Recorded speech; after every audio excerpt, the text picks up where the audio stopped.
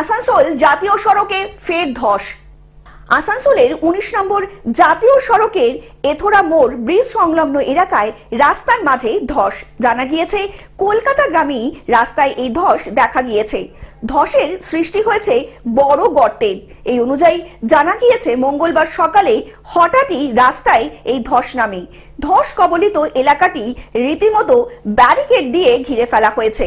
এটা আমরা ইনফরমেশন পেয়েছি, তো দেখলাম যে এখানে রোডে আস্তে আস্তে দেখছি একটা গাড্ডার মতো হয়ে গেছে। তো সে দেখছি, এটা দেখে এসে দেখলাম যে বসে গেছে কি কারণে বসছে আমরা বলতে পারছি। কতটা বসে? 1 ফুট 1.5 ফুট মতো হবে, বেশি।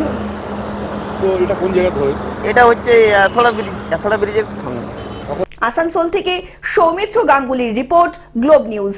এখন থেকে গ্লোব টিভি দেখুন আপনার স্মার্টফোনেও। গুগল প্লে স্টোর অথবা অ্যাপল স্টোর থেকে ডাউনলোড করুন গ্লোব টিভি লাইভ অ্যাপ। এছাড়া জিও টিভি অ্যাপ থেকে দেখুন গ্লোব টিভি লাইভ।